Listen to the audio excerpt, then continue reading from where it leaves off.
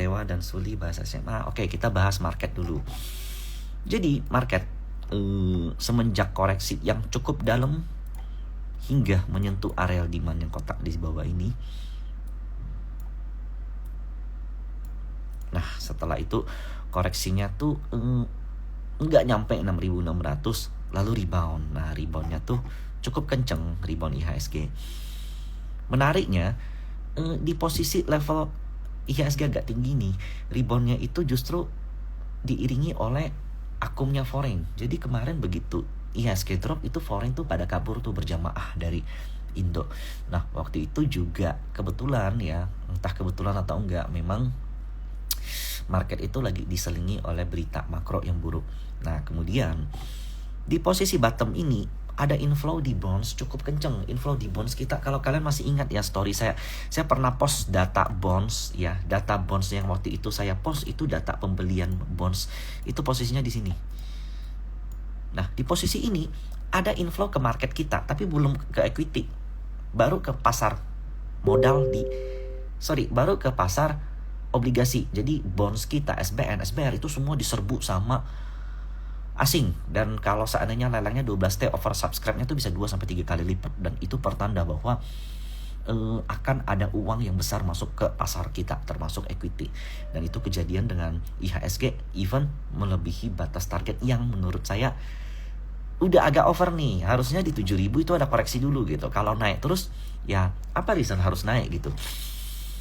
Harus ada katalis kuat, ya nggak harus sih, tapi biasanya ada katalis kuat yang memboost IHSG buying powernya tinggi. Jadi ini udah ada 4 kali hammer di atas atau shooting star di atas. Ini kayak sign of warning lah untuk kita kalau IHSG bisa menuju ke arah taking profit. Nah, jadi kalau di taking profit koreksinya ke 7.000, dari 7.000 mungkin bisa drop sampai 69-an lagi. Nah, di Desember barulah ke 7.200. Tapi melihat posisi foreign yang masif akum di sini, ya bisa aja langsung break ke atas. Tapi kalau saya di view di posisi 70%, 80% koreksi dulu nih besok-besok gitu. Jadi mungkin nih ya Desember awal nanti bakal agak sedikit berdarah-darah nih. Dan reminder, besok adalah hari terakhir balancing MSCI. Kita coba lihat yuk. Kalau dari selebaran yang kita dapat ya. Nah, MSCI itu begini, masuk aman, gede ini inflownya. Inco dikeluarin, jadi ini salah satu alasan kenapa Inco koreksi terus, karena foreign ya wajib keluar karena dia keluar dari indeks. Kemudian masuk Arto MTEX. Nah, nanti kita bahas nih Arto MTEX kenapa bisa kenceng. Lalu kemudian inflow foreign yang kemarin tuh ya karena dia masuk MSCI. Kemudian delete BBYB. Lalu kenapa BBYB di delete tapi malah kenceng gitu kan jadi pertanyaan. Itu nanti kita bahas. Dan sebelum itu pertama ya, saya di view bahwa IHSG itu baik karena bonds kita yang cukup murah, satu. Kedua adalah posisi foreign di atas seperti ini masih net buy. Jadi that's very good for us.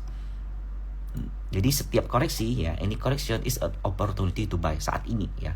Kalau kemarin-kemarin begitu koreksi, nah itu mesti hati-hati. Nah, kalau sekarang every correction is opportunity to buy karena posisinya itu lagi uptrend. Jadi paham ya contohnya ini kayak ini. Nih. Kalau saham lagi bergerak seperti ini, kalian bilang murah, dia bisa makin murah tuh. Ini kalau seandainya begini, ini boleh dikatakan tuh kayak jangan nangkep pisau jatuh gitu.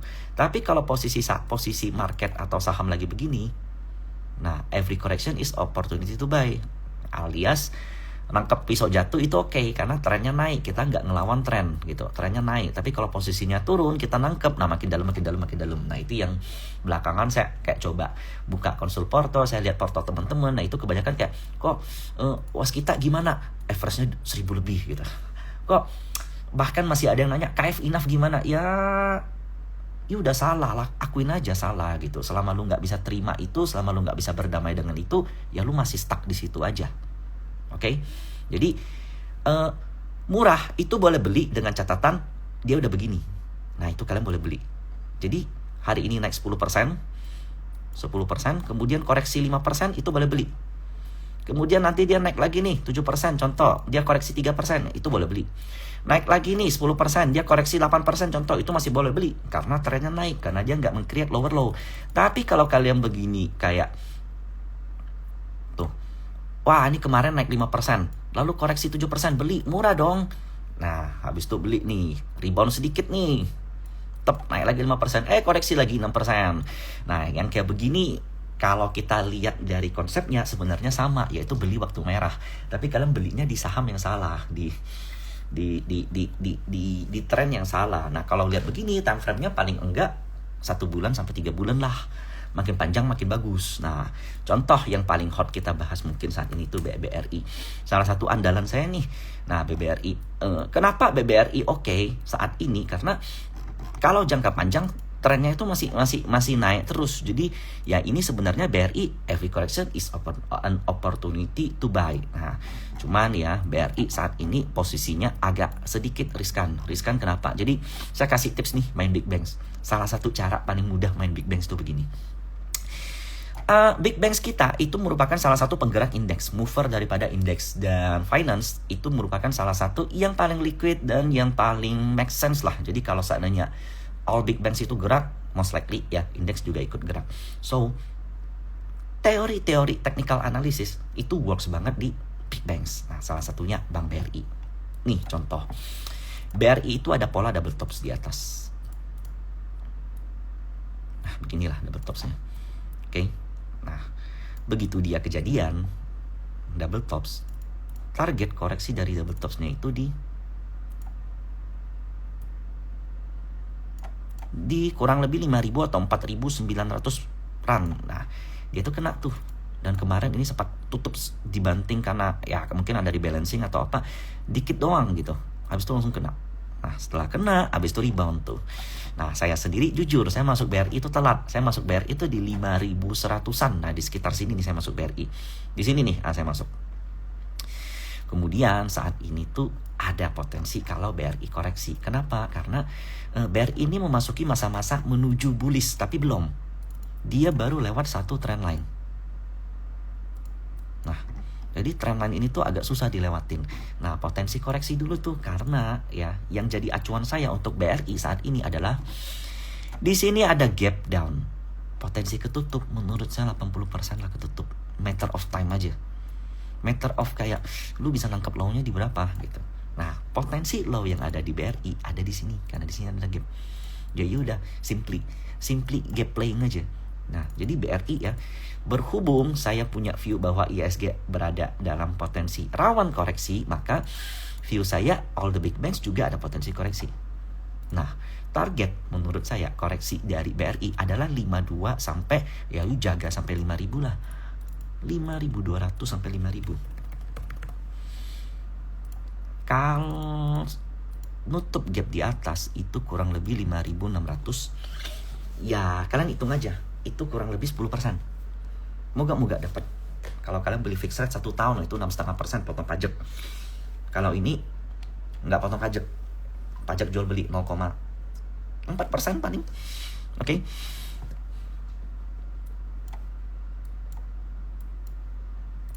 Nah, kita lihat foreign nih. Dari 22 November sampai sekarang akum tuh. 22 November sampai sekarang. Foreign belinya di berapa? Wih, udah 1,2 triliun nih. 1,2 triliun di level 5352. Nah, saat ini tuh mereka merugi tuh. Karena level sekarang kan 53. Jadi wajar. Jadi kalau koreksi perlu koreksi lebih dalam lagi nyentuh MA 200 sampai 5.000. It's an opportunity to buy for me BRI. Nah, saya sendiri merasa di grup saat ini akan jauh lebih baik. Ini bond yang ada di grup kalau dengar akan jauh lebih baik di taking profit dulu. Kemudian entry lagi di bawah, yang gak mau pusing hold juga gak apa-apa. Ini ada potensi dia balik dulu nih ke bawah. Karena ini kan pola inverted hand and shoulders. Dia break, potensi volume breaknya lumayan kuat, tapi nggak sekuat itu gitu. Jadi ada potensi koreksi dulu, pullback, kemudian nutup gap yang di atas. Nah, potensi profit kalian 5% ke atas, 6, 7, 8% something. Sekian, dan sekian. Oke, itu BRI. Bahas apa lagi nih? Bank Mandiri, oke.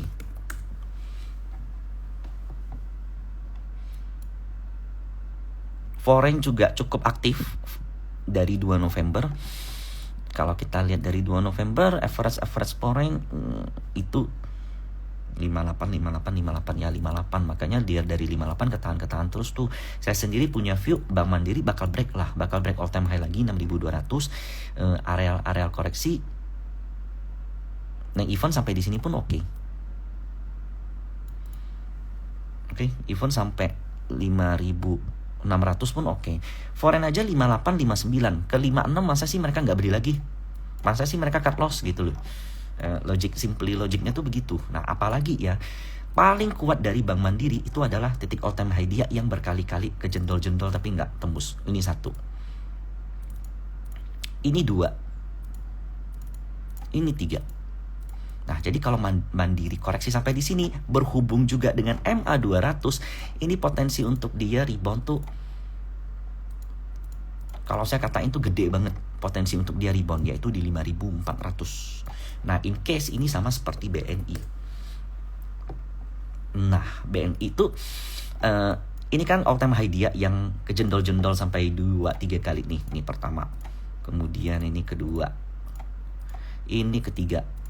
Nah, kemudian kemarin koreksi BNI. Nah, tepat tuh nyampe di garis-garis koreksi dia tuh. Nah, sampai di sini lalu kenceng bahkan menuju all time high. Nah, kalau kalian nangkep di sini nih, ya sampai MA200 nih. Sampai ke sini yaitu profit kalian belasan persen loh, big banks. Dan nggak perlu pantau tiap hari, nggak perlu jaga tiap hari, nggak perlu baca running trend, nggak perlu lihat bid dan offer. Ya cicil aja 5.000, 49, 48 atau 47. Ya kan? So easy gitu sebenarnya kalau kita enggak ke distract sama saham-saham yang lain.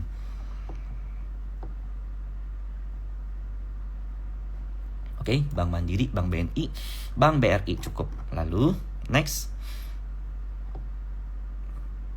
kita masuk ke saham yang lebih beresiko mungkin atau gimana. SMRA, good. Ini properti. Jadi gini, BI naikin suku bunga udah sekitar berapa 7-8 kali dari 2020, dari tahun lalu atau 2 tahun lalu aku lupa. Intinya saat ini BI itu berada di angka 6% ya. Dan mau naik sampai ke berapa lagi sih?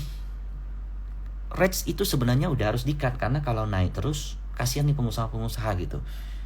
Inflasi kita juga udah cukup kejaga. Saat ini kenaikan suku bunga itu most likely bukan karena inflasi yang ada di dalam negeri, tapi most likely karena untuk mencegah capital outflow yang terjadi karena Fed masih terus menaikkan suku bunga.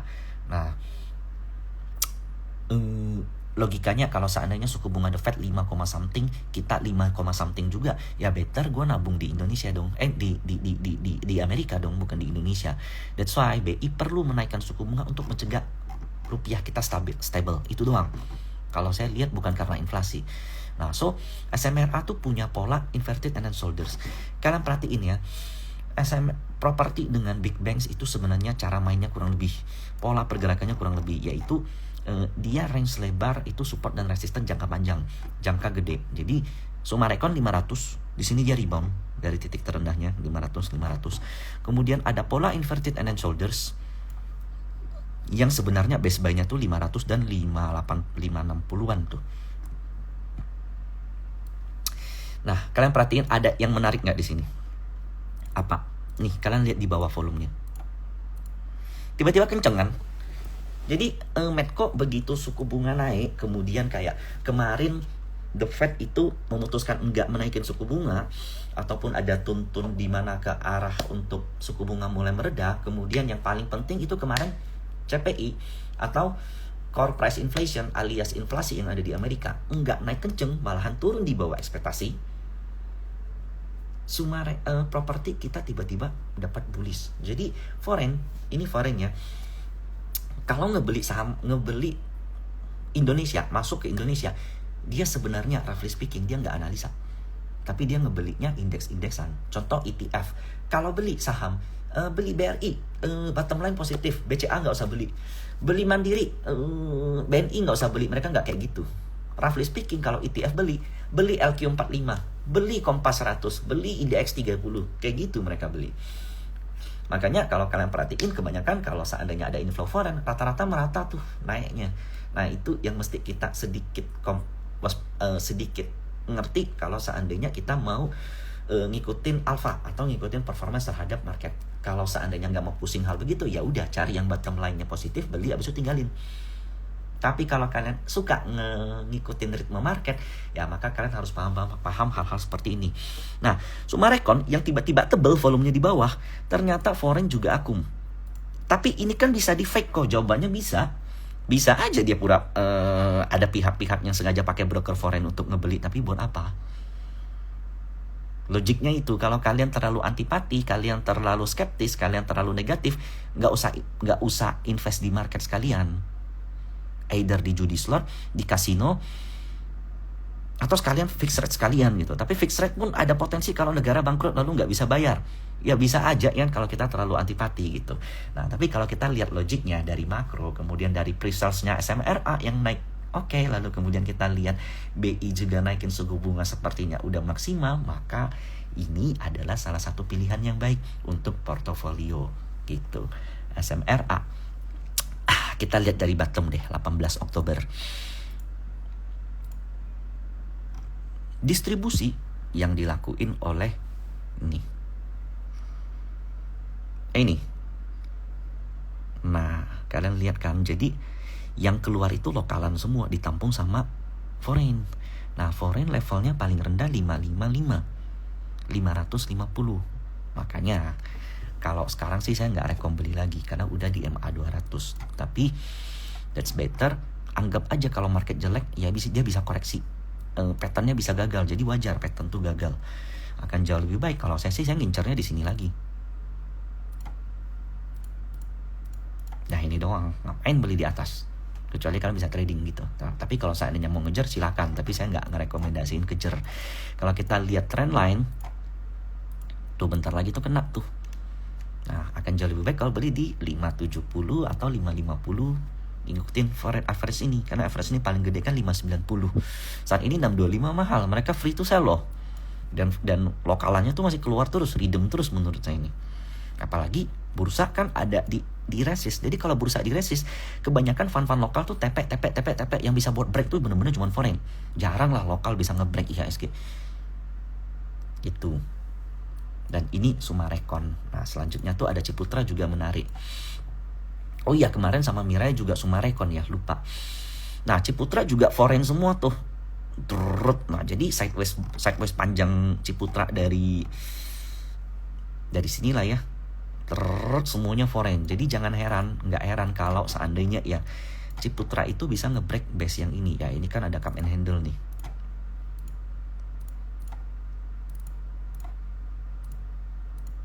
Ya, sampai sini pun masih oke lah. Nah, tahun depan kalau dia break begini, jangan heran gitu. Cuman untuk saat ini apakah bisa break atau enggak, lihat posisi foreign, akumnya ada, kapan break, saya nggak bisa timing. Tapi market itu berada di level segini, 1100 ke bawah.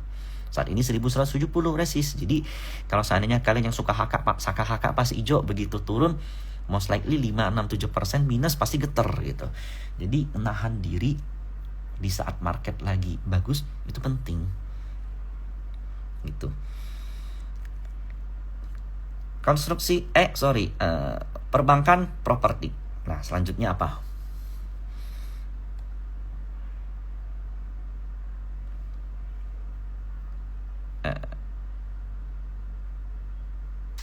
BRPT deh. Saya loss di BRPT. Waktu di sini saya dapat nih. Jadi waktu itu BRPT di sini saya dapat nih di candle yang ini. Habis itu nampung lagi loss. Nah, setelah loss saya tinggalin. Nah, BRPT sendiri kalau kita lihat di posisi bottom dari Oktober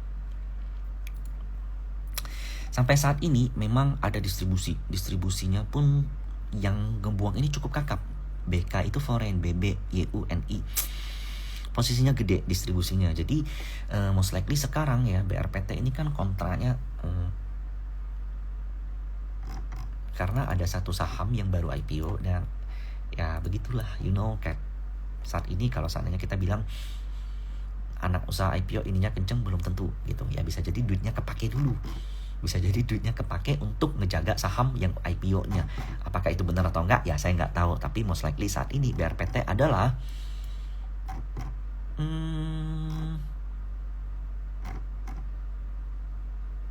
900 di MA 200 ini. Kalau ini masih jebol, saya yang punya pun nggak akan mau keep. Kalau kalian mau keep silakan, karena next targetnya itu adalah 800. Kalau ini jebol ya, next targetnya adalah 800. Nah, apakah bisa jebol atau enggak? Kalau kita lihat belakangan dari 16 November, sebenarnya udah mulai ada akum.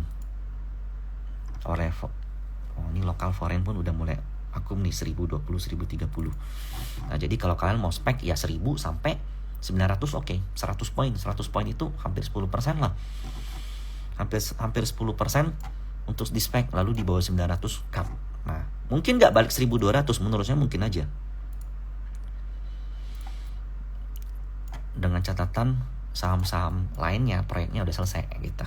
Nah, itu biasanya baru jalan. Jadi untuk saat ini BRPT ya seperti itu. Aku sih udah loss nih. Di sini aku loss 3-4%an aku buang. Di sini dapat 3-4%an Pak Po di BRPT. BBYB.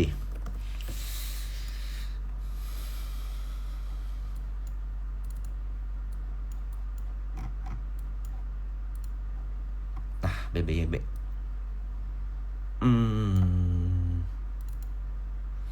Ini belakangannya ya, begitu naik kenceng begini, ada foreign yang keluar gede banget. Nah, foreign yang keluar itu kalau kita lihat, kita nggak tahu karena barang di BBM ini kan banyak nih. Kalau dibilang kapan habisnya ya pasti kita nggak bisa ngitung. Nah, tapi kalau kita lihat buyer dan seller, posisi BBYB itu masih aman sampai 360. Nah, jadi buyer sendiri NI 365, BB 400, ZP 374. Meskipun agak bias ya kalau baca browsing di BBYB, tapi di view saya 360 saat ini tuh jadi titik base-nya. Karena kalau lewat dari 360, koreksinya bisa agak dalam tuh, bisa sampai ke titik sebelum dia breakout, yaitu 300. Nah, so far 360 kejaga. Kalau di bawah 360 I think lebih baik jaga-jaga, karena 350 karena ada gap di 350 nih. Nah, ini kan belum ketutup nih. Nah, kalau gap ini jebol ya ada potensi dia turun ke 300. Nah, di 300 ke 360 kan minus 20% tuh. Siap nggak? Kalau siap mah oke aja. Kalau saya sih nggak. Nah, gitu. Saya punya loh ya. Saya nggak bilang ini super bullish bahkan, karena objektif aja, karena memang ini potensinya kalau jebol 350 koreksi dulu, tapi 350 ada peluang dia nutup gap. Kalau nutup gap main-main di sini MA 200 kena mungkin, karena dia kan morek isu yang nilainya cukup gede tuh di atas. Jadi ya roughly speaking, agar investor mau nebus ya harus tembak ke atas. Sebenarnya tuh belakangan tuh foreign tuh udah mulai akum tuh di sini, lalu kenceng. Nah, saya tangkap di sini. Di sini dapat lagi. Habis itu di sini ya 350, di bawah 350 buang. Gitu.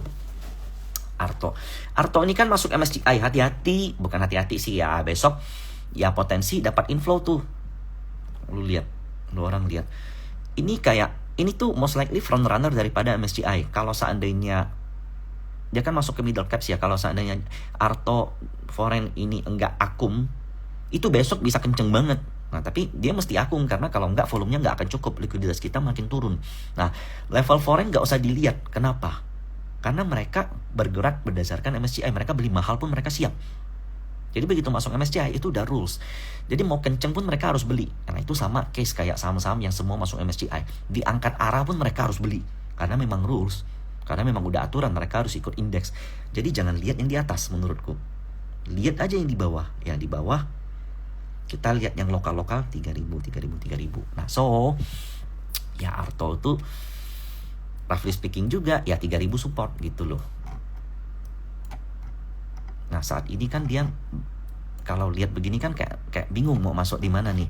Nah, di viewku ya 3.500 tuh kena.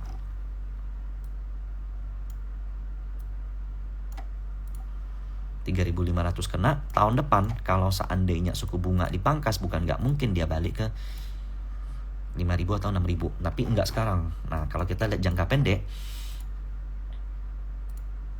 ingat ya, ini enggak ngasih harapan palsu. Kalaupun karena kita ngelihat tetap harus ada stop lossnya. Nah jangka pendek itu 3.000, jadi selama dia bertahan di 3.000 itu masih fine. Nah di sini kan dia sempat mantul di 3.000 tuh, dan 3.000 itu modal mereka tuh modal pemain-pemain gede tuh 3.000. Jadi yang nahan bid tuh kemungkinan tuh mereka tuh. Nah 3.000 dijaga.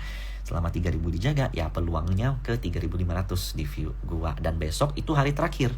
Jadi setelah besok nggak akan most likely besok lusa udah nggak ada foreign lagi, kalaupun ada dikit gitu. Udah nggak semasif yang ini nih. Ini kan masif nih. Nah ini karena MSCI nih. Jadi jangan lihat yang MSCI-nya, besok tuh udah hari terakhir gitu. MTech juga masuk MSCI. That's why foreign di MTech masif tuh. Plum tuh, ini foreign semua di MTech. Nah MTech sendiri koreksi wajar. Aku kemarin lusa itu nge-call sell karena potensinya tuh diresist. Masa sih dijebol? Menurutku enggak gitu loh. Nah koreksi MTech baiknya di 580 atau 560. Nah kalau kalian mau tes nih ya, mau coba, boleh tuh coba, tapi jangan banyak-banyak, dan kalau loss jangan salahin aku ya. Arto itu kan besok masuk MSCI, kalian beli deh sebelum closing, atau pas merah dalam kalian coba beli deh 1 lot aja, lalu jualnya di closing. Nah nanti lihat tuh di closing berapa, mestinya naik 1, 2, 3 tik adalah. Begitu juga dengan MTech karena dia include MSCI, tapi bisa aja lo salah, ingat ya, makanya belinya slot aja lah cukup. Nah kalau kita lihat foreign di MTech, average-nya tuh rendah dari 2 November sampai sekarang. Average foreign tuh 600. Jadi saat ini tuh di kemarin kenceng ya, wajar dong mereka TP tuh keluar kan. Average mereka selama ini tuh 600. Di bawah 600 akum lagi sampai 550 pun oke lah MTech. Sederhana ya, kita ikut market lah, ikut average market dan coba ngebaca flow yang ada di market. Nah Goto, ketika ada berita palsu tentang stock split Goto, itu aku kebetulan dapet tuh. Itu di sini nih, aku dapetnya nih. Sampai sekarang aku masih simpen, tapi nggak gede. Mau lihat nggak? Di sini aku dapet. Lalu percaya saya atau enggak, Goto ada potensi inverted and shoulders. Kemudian break menuju MA 200 dan ke level 120. This is my view. All about Goto 120 maksimal. Kalau masih di atas itu bisa lanjut, aku nggak tahu.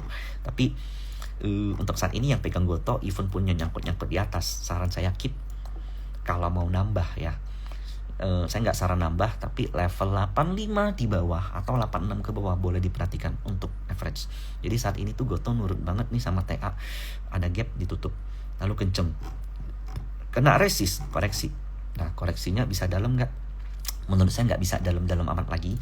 Di sini ada MACD bearish divergence kalau nggak salah, dan level-level turunnya itu bisa sampai ke 82, 85, jadi 80 maksimal lah. Ini pasti banyak yang ngomel nih sama saya kalau saya bilang 80. Saya nggak tahu bisa sampai atau enggak. Tapi even pun sampai ke 80, itu masih worth to buy gitu loh. Nah sampai 84 lah, jangan 80. Target 120. Hopefully tahun depan kejadian. Ingat ya, kalau salah jangan dimarahin.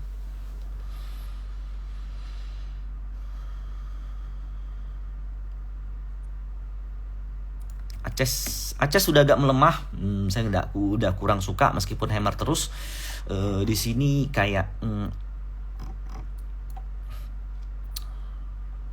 kayak ini kan ada bearish nih. Ini harusnya bearish, coba kita masukin MACD. Bearish apa enggak ya? Sorry, salah.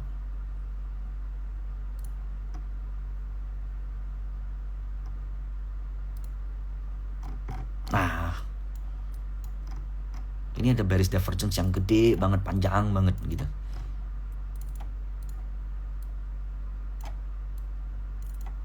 Tuh, jadi kalau dia koreksi ya bisa sampai 650 tuh. Jadi untuk saat ini ya better di sell dulu. Kalaupun dia rebound ya sell di 800, lalu incer koreksi sampai di MA 200. Ya 650 ke bawah boleh lah. Jadi sometimes ini bukan karena sahamnya jelek atau karena apa, karena memang dari secara teknikal ya memang harus koreksi dulu aja. Dia udah break channelnya, dan channelnya itu nah pas tuh kalau koreksi tuh ya 700 ke bawah untuk diakum kembali. Jadi sahamnya bagus. Foreign juga sebenarnya Ya TP di atas TP wajar lah ya. Nanti menurut saya nih di bawah nih 700 akum lagi tuh. Karena level foreign akum di sini ya. Kalau kita tarik dari 10 Mei sampai Agustus, kita coba lihat 10 Mei sampai Agustus. Ini lihat kasar ya, sebenarnya nggak bisa kayak begini, harus lebih rinci lagi.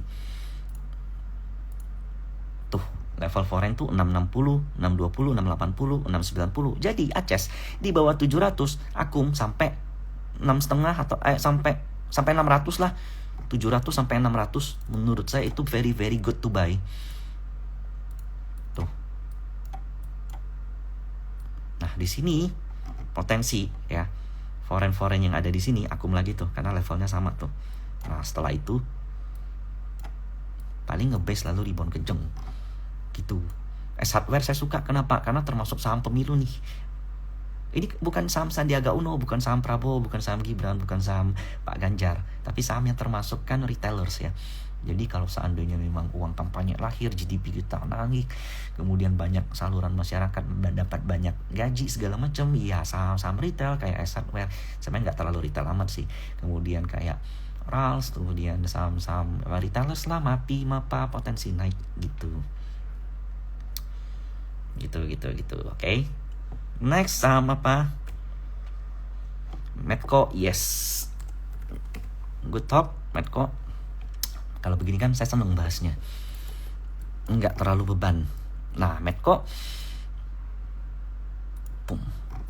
Jadi gini.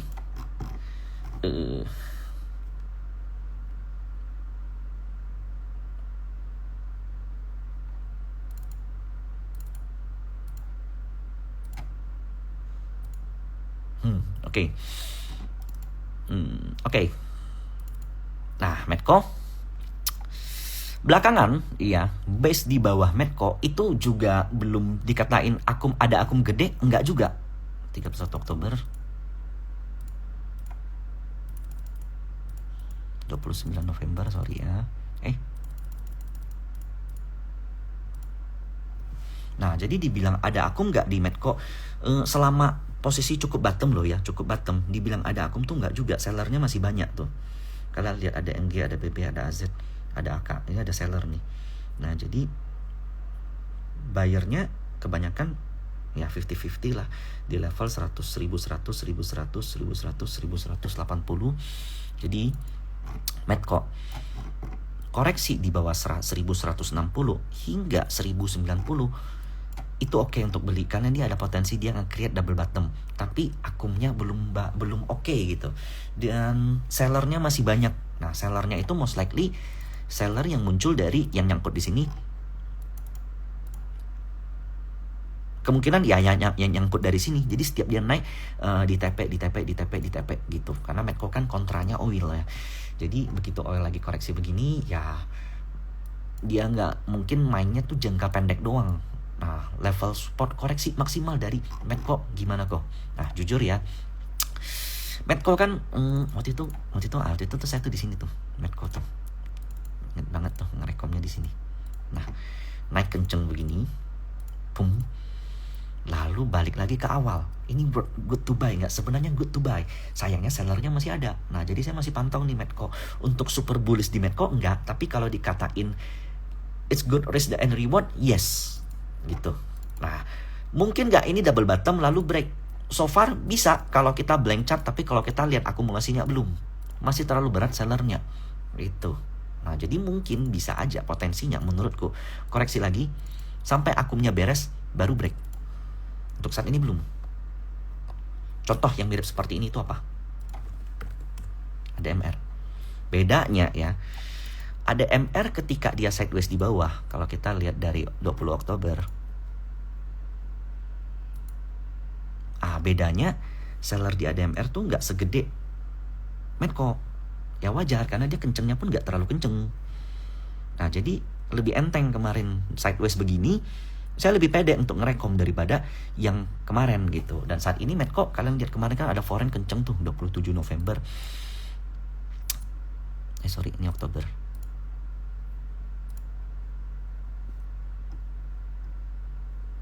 Foreignnya kemana? Udah keluar jangan-jangan.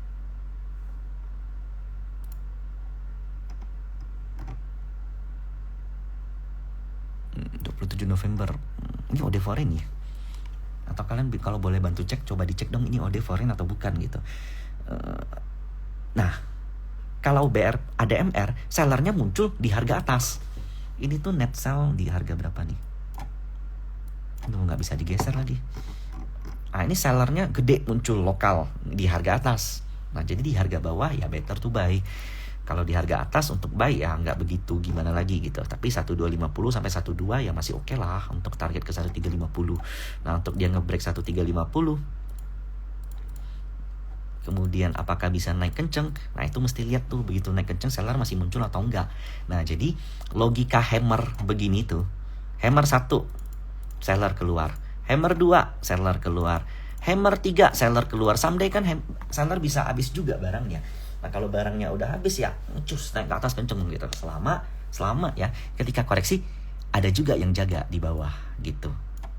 Dan kita asumsikan bahwa yang akum di bawah bukanlah seller yang di atas gitu. Jadi logically seperti itu.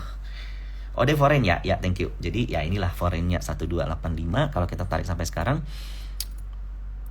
foreignnya belum keluar, masih PD, masih lokalan semua yang keluar. Ya, jadi di ADMR kita berharap sama foreign nih. Level mereka 1280 kemarin. Nah, 1250 worth to buy nggak? Worth lah, 1250 sampai 12 mau average foreign 1280 gitu loh. ADMR KI aku nggak usah dilihat AKI-nya, kalau dulu boleh. Apalagi nih? Udah agak seret nih ngobrol nih. Lokal kok, yes, lokal yang keluar, BBTN, film BBTN coba kita lihat ini proxy BTN kalau market oke, kalau seandainya flow bagus, wah ini bakal kenceng pakai banget nih BTN. Tapi sayangnya market lagi adem ayem, gerakin big bang saja susah, apalagi harus gerakin yang kayak begini. Jadi ya BBTN belakangan akumnya ya kalau kalian perhatiin foreign tuh kan foreign semua nih. Nih. Dari 5 Oktober kita cek dah. Tuh. YP nih lokal-lokalan dipaksa keluar. Foreign 1250 lah average. Sekarang 1280. Kalau balik ke 1250 sampai 12 ya pejem mata lah 1250 sampai 12 cut loss 1190. Pejem mata atau di sini nih ya jangan terlalu jauh lah 1190 pejem mata gitu loh. BTN bukan saham jelek gitu. Ini kalau market bullish, market menuju 7200 kayak nah sekedar balik ke sini mah gampang gitu loh. Sekedar balik ke 1400 lu orang dapat 10 sampai 20% gampang. Gitu. Jadi kalau rugi 3-4-5%, kalau cuan 20 sampai 25%, ya good gitu loh.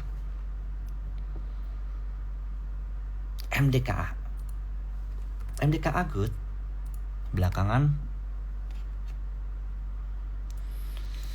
jadi gini, sebenarnya kan foreign itu sebenarnya Amerika terutama kurang suka sama Indo karena nikel kita kan berhubungan dengan China ya. Kalau kita support China ya Amerika nggak suka. That's why sebenarnya nikel kita tuh nggak kemana-mana untuk saat ini karena masih ada masih ada hal makro yang diperdebatkan.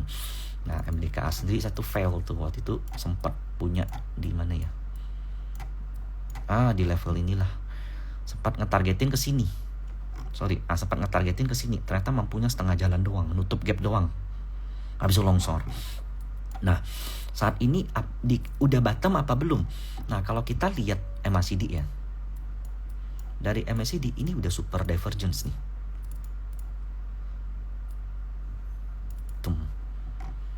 Nah, dari akum sayangnya belum. Sayangnya masih gitu-gitu aja. Nah, jadi untuk pergerakan Merdeka Cooper dia amat terpengaruh oleh harga nikel. Selama nikel masih ditentang sama dunia saat ini ya masih agak susah. Nah, tapi kalau kita lihat dari 17 Oktober sampai sekarang foreignnya yang masif. Nah, saya curiga bahwa jadi Inco itu kan dikeluarkan dari MSCI. That's why harganya koreksi banget.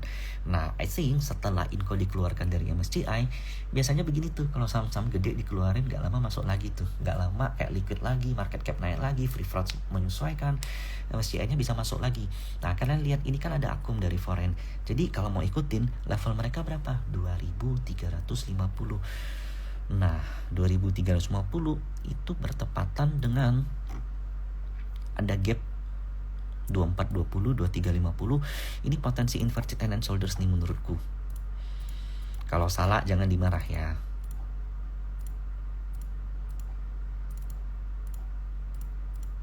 Tuh, makronya mendukung nggak? So far saya 50-50 karena pertama saya nggak punya data supply nikel. Kedua saya nggak tahu nih karena ini kan masih perang dagang nih, bukan perang dagang sih, ini masih lagi perang. Jadi komoditi itu masih bergejolak, masih naik turun. Jadi untuk sementara mungkin ya kalau dibilang kenceng banget enggak, tapi potensi untuk gerak short term ada yang akumulasi. Nah kalau bicara kayak yang kenceng apa ya, pilihlah komoditi yang memang lagi hot kayak ya begitulah, kayak ISG kemudian EBT gitu-gitu loh. Aman, saya nggak tahu lah aman udah keberapa.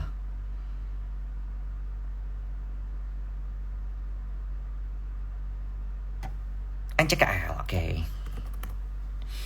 Saya tadi call sell tuh NCKL karena males lah, musuhnya banyak banget gitu. Kok mau ke 1100 aja susah, tapi saya sellnya tuh cuma setengah. Saya rekom beli 1050 sampai 1000. Kenapa? Gini. NCKL ini kan Harita ya,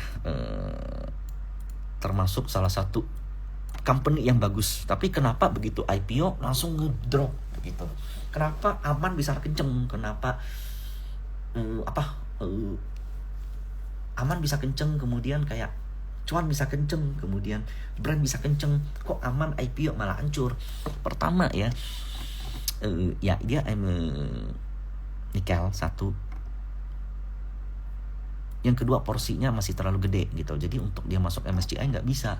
Jadi ngapain? Nggak ada kepentingan untuk dilempar ke MSCI, ngapain gitu. Jadi nanti tahun depan atau mungkin 2 tahun lagi begitu. Gini, kita lihat saat ini kan Cina tuh berada di posisi bottoming ekonominya. Seandainya nanti nih berita-berita China ekonomi udah mulai bagus, GDP mulai pulih, kemudian nikel udah Amerika, Eropa udah mulai melunak sama nikel kita, hubungan Cina dengan Amerika mulai baik, menurut saya nih NCKL ini ya bisa jadi the next gitu loh. Karena untuk dilempar ke retail nggak bisa karena size nikel NCKL tuh gede. Jadi salah satu caranya adalah dilempar ke foreign alias MSCI. Jadi yang paling potensi ya sebenarnya NCKL. Sayangnya untuk saat ini tuh belum kemana-mana. Nah kalau kita lihat ya, foreign sejak 14 September tuh aktif. Average foreign itu di 1060, 1050, 1050, 1050, 1070. Sayangnya lokal ini keluar mulu, intinya keluar mulu. Jadi musuh daripada NCKL itu lokal, dan wajar. Ngapain mereka harus nge-hold NCKL kalau memang MSCI nggak masuk, kemudian ini nikel, kemudian masih bisa ngejar big banks, masih bisa ngejar properti, ya better begitu kan. Nah that's why kalau seandainya kalian mau tektok di NCKL, ya belilah ikut average foreign di bawah 1050 sampai 1000. Ini tuh ada kayak, nah ginilah. Nah, cuman sayangnya tiap kena resist muncul lagi seller, tiap kena resist muncul lagi seller. Jadi kalau mau bolak-balik ya 1030, 1000, 1030, 1000, 1030, 1000 beli, kemudian jual lagi di 1050 ke atas gitu. Kalau seandainya bisa break di atas, ya kita mah seneng-seneng aja. Artinya dia cup and handle gitu. So easy. ASI saya udah stop loss. Jadi ASI kan dikeluarkan dari indeks Sri Kahati. Saya nggak nyangka sellernya tuh begitu gede. Nah ini YP most likely udah bukan retail lah. Ini YP itu pasti fund yang pakai YP untuk keluar gitu. Karena dia keluar dari indeks Sri Kahati, mau nggak mau rebalancing. Ini YP, ini buyer. Ini KZBKRX yang keluar ini, yang indeks Sri Kahati, yang outflow dari indeks Sri Kahati. Nah, jadi begitu rebalancingnya udah selesai, ya dia bakal pulih-pulihnya di mana? Saya masih belum tahu, tapi ya mungkin 5.200 lah. Nih di 5.200 lah titik terbottom ini. Gitu. BRMS. Nah, ini saya bingung nih. BRMS kemarin out of nowhere kayak ada yang rebalancing di hari-hari biasa, terus ngebreak sampai 210 hari ini. Nah kemudian mulai mau koreksi tuh. Nah foreign, jadi BRMS itu kan selalu foreign. Jadi kalau baca Broksum ya nggak begitu valid. Cuman kalau mau beli 200 ke bawah lah, jangan terlalu tinggi lah, nawar aja 200 200 ke bawah, kemudian target 220. Kita INKP tahun bulan lalu aku loss lumayan dalam nih INKP tekim. Jadi begitu di sini pelan-pelan waktu itu beritanya apa, pulp and paper keluar atau apa gitu, pulp and paper turun atau apa gitu, aku lupa. Aku juga nggak nyangka dropnya tuh sampai jebol MA 200, but I do a buyback. Saya buybacknya tuh 85, 50, 86 sampai 84, tapi 84-nya nggak dapat, 84 something gitu. Pokoknya di bawah 85, average-ku 86 lewat sedikit. Dan ini biasanya kalau udah turun dalam lalu di bawah ada segitiga atau ada berbatam, itu tanda-tanda reversal tuh. Nah INKP kalian boleh lihat ini tuh foreign semua yang aku, musuhnya tuh lokal. Jadi kalau kalian cek foreign udah itu average-nya jauh di atas. Nah ini either kayak kalau lokalnya selesai jualan, untuk naik tuh enteng untuk INKP. Tapi ya untuk saat ini kalau dibilang over bullish udah enggak gitu ya, mungkin tahun depan begitu paper begitu pulih. Jadi ya ini kita boleh dikatakan hampir semua saham kita yang komo itu pengaruh sama ekonomi di Cina. Begitu ekonomi di China penuh pulih, komo naik, ya ini untuk naik tuh enteng gitu. Asal kalian tahu kayak ini kalau dilihat lossnya foreign ya, 26 Juni nih kita tarik nih, 26 Juni ya 22 lah, 9.700. Nah saat ini aja 8.800. Jadi ya sabar-sabarin aja lah INKP. Kalau seandainya ini break ke 96, nah tahu lah harus ngapain. Jualan dulu kemudian entry lagi atau gimana gitu. UNTR yuk yang nyangkut kita bahas yuk. Saya jarang sih lihat UNTR, beli juga jarang banget. Aduh, ini disupport sih, kalau mau stop loss agak nanggung ya, 22.000 support. Tapi kalau dikatain trennya turun, foreign akum pun ya nggak begitu menarik. 22.000, di bawah 22.000 bisa lumayan dalam tuh. Sorry ya yang punya UNTR ya. Brand kayaknya Broksubnya belakangan udah jelek deh, jadi agak waspada aja kalau punya average atas. Hari ini distribusi tuh, MG-nya distribusi, BQ distribusi, YP distribusi. Kalau dibilang penan, yes ada penan kecil, tapi belum valid kecuali dia udah break. Kalau ngelihat historical saham MSCI, saham yang baru IPO dan kenceng, ya mau dilempar kemana? Lempar ke retail nggak mungkin. Mau nggak mau lempar ke indeks. Kalau nggak MSCI, FTSE, mau big cap, small cap, atau whatever is it. Yang pasti menurutku ini too big to fail. Dan kalaupun fail, ya failnya pasti kayak sesuatu yang besar gitu. Paham kan maksudnya?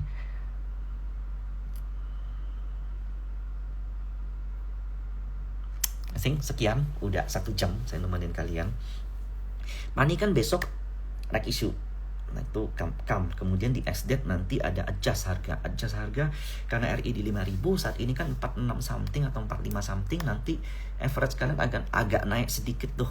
Percaya sama Ko Andri Hakim aja lah, Pani to the moon. Oke? Saya juga punya tuh. Sekian dan thank you semuanya.